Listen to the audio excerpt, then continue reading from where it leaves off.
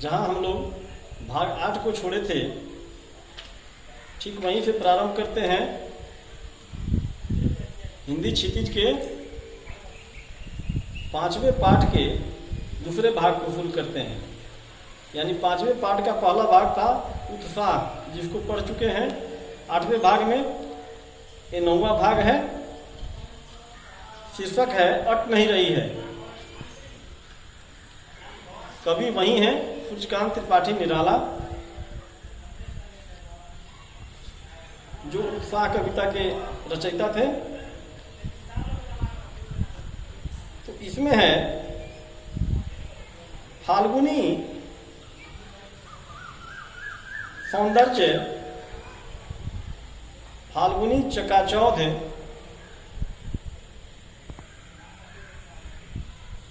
और फाल्गुनी सुगंध की चर्चा इस पाठ में, इस काव्य में की गई है। फाल्गुनी अर्थात वासंतिक, बसंत ऋतु की बेला में हम देखते हैं कि प्रकृति में एक नया सवेरा होता है और इस नए सवेरे के साथ प्रकृति का हर प्राणी एक नया जोश, एक नया उमंग, एक नई ऊर्जा को प्राप्त कर अपनी प्रगति और विकास के चक्र को तीव्रतर चला पाता है। तो आइए प्रस्तुत है अट नहीं रही है शीर्षक काव्य। पंक्तियां हैं, अट नहीं रही है आभा फाल्गुन की, तन फट नहीं रही है। अट नहीं रही है आभा फाल्गुन की, तन फट नहीं रही है। आइए एक बार इस काव्य को मैं बता दूं। वस्तुतः एनसीईआरटी का तो मेन बुक नहीं है, उपलब्धता के अभाव में जो है सो मैं दिखा दे रहा हूं। अब है अट नहीं रही है आभा फाल्गुन की, तन फट नहीं रही है। इस फाल्गुन के महीने में, वसंत काल में, प्रकृति के हर घटक में, खासकर पेड़ पौधों में नई नई पत्तियों के आ जाने से, खेतों में लगे हुए फसलों के पुष्पित हो जाने से, फलित हो जाने से, बगीचों में आम कटहल के, आमों के मंजर से, आम लीची के मंजर से, कटहलों के मुकुल से, सरसों के खेत में पुष्पित फूल से भिन्न भिन्न प्रकार के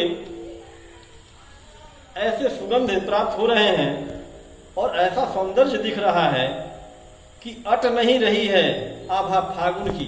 यहाँ कहा गया कि एक साथ इस फाल्गुनी सौंदर्य को देखने पर तमाम दृश्य एक साथ अंतःकरण में समा नहीं पा रहा है। एक साथ तमाम दृश्यों को मैं अपने अंदर भर नहीं पा रहा हूँ, भर पाने में अक्षम हो जा रहा हूँ। यानी जहाँ तक नजर जाती है, जहाँ तक आंख देख पाती है, सौंदर्य ही सौंदर्य दिख रहा है। जिधर से भी हवा आती है, खुशबू ही खुशबू प्राप्त हो रही है। इस कदर अट नहीं रही है आभा फाल्गुन की, तन फट नहीं रही है। आभा अर्थात चमक होता है, सौंदर्य होता है। तो फाल्गुन की जो आभा है, फाल्गुन की जो चमक है, सौंदर्य है, बसंत काल का जो ये सौंदर्य है, वह एक साथ अंतःकरण में वे तमाम दृश्य समा नहीं पा रहे हैं और तन फट नहीं रही है। इस कविता में खासकर अट, सट और पट जो 3 शब्द आया है, इन तीनों का ही एक ही अर्थ होता है, समाना, प्रवेश करना, निहित होना। तो अट नहीं रही है हवा, फागुन की तनफट नहीं रही है। फाल्गुन की अर्थात वसंत की जो ये चकाचौंध है, चमक है, सौंदर्य है, यह पूर्णतः एक साथ एक बार में अंतःकरण में समाप्त नहीं पा रही है, तनफट नहीं रही है। और तमाम सौंदर्यों से, तमाम सौंदर्यवान इन पेड़ पौधों से एक बार ये शरीर रूबरू नहीं हो पा रहा है, उनका आनंद नहीं ले पा रहा है। क्योंकि प्रकृति के आंगन में एक से बढ़कर एक सौंदर्यवान इस वक्त पेड़ पौधे दिख रहे हैं। तमाम के साथ एक साथ रूबरू होना संभव ही नहीं हो पा रहा है, तो तनफट नहीं रही है। आइए, कहीं सांस लेते हो घर घर भर देते हो। इस वक्त चाहे सांस जहां भी लो, घर के किसी कोने में ही क्यों न लो, प्रकृति के आंगन न सही, घर के ही कोने में जहां भी जाओ वहां खुशबू ही खुशबू, सुगंध ही सुगंध हर श्वास में प्राप्त हो रहा है। कहीं सांस लेते हो, घर घर भर देते हो, घर घर में, घर के हर कोने कोने में सुगंधित हवा बिखरी हुई है। संपूर्ण वायुमंडल में सर्वत्र खुशबू यानी सुगंध इस कदर फैल चुका है, जिससे कि कहीं सांस लेते हो घर घर भर देते हो। चाहे जहां कहीं भी सांस लो, हर घर में, किसी घर में सांस लो, हर घर में, घर के किसी कोने में सांस लो, हर कोने में यह सुगंधित सांस ही प्राप्त होता है। उड़ने को नभ में तुम पर पर कर देते हो। और बसंत काल की ये ऐसी मादकता, ऐसी ऊर्जादायी बेला है कि इस वक्त एक नई ऊर्जा के साथ अपनी उम्र की तुलना में कुछ अधिक ही कर गुजरने की क्षमता महसूस हो पा रही है। ऐसी स्थिति में रह रह कर हद पार कर कुछ करने की इच्छा हो रही है। ऐसा लगता है जैसे मनुष्य होते हुए भी हम उड़ भी सकते हैं। उड़ने को नभ में तुम पर पर कर देते हो। तुम में ऐसी शक्ति है, ऐसी ऊर्जा है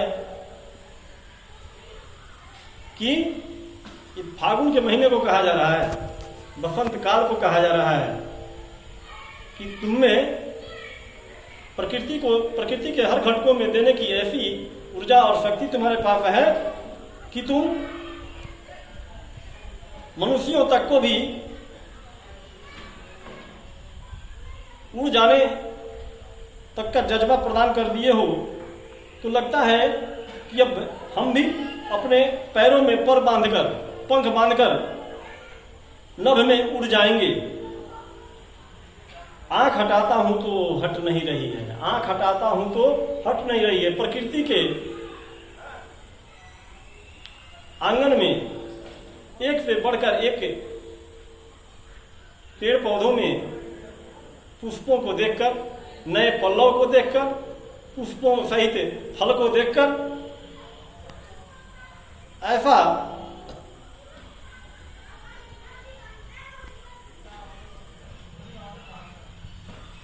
प्रतीत होता है कि वह अपनी ओर से नजर फेरने की इजाजत ही नहीं दे रहा हो। यानी पूर्णतः हमारा मन मोह लिया हो।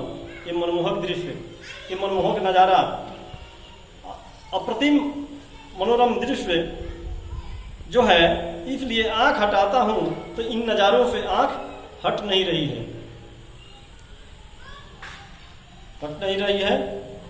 पत्तों से लदी डाल, क्योंकि इस वक्त एक पेड़ का जो दृश्य हो चुका है उसकी एक हल्की झांकी यहां दी गई है।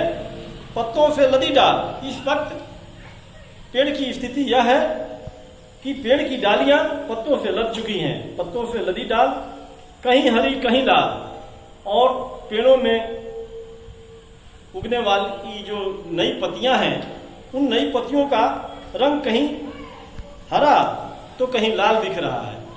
ये लाल पूर्णतः लाल नहीं होता है, बल्कि किसलई लाल होता है। जब पत्तियां अपने प्रारंभिक अवस्था में निकलती हैं तो किसलई लाल होती हैं और फिर वो उत्तरोत्तर वृद्धि करती हुई हरी हो जाती है। अब है बस इसके आगे 4 पंक्तियां और। कहीं पड़ी है उर में, कहीं पड़ी है उर में मंद गंध पुष्पमाल। इन पेड़ों के उर में, मतलब इन पेड़ों के हृदय स्थल में कहीं पड़ी है उनमें मंद गंध पुष्पमाल,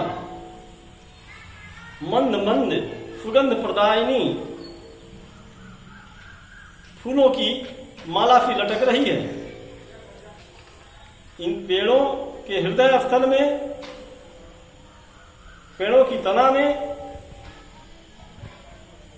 मंद मंद यानी भीनी भीनी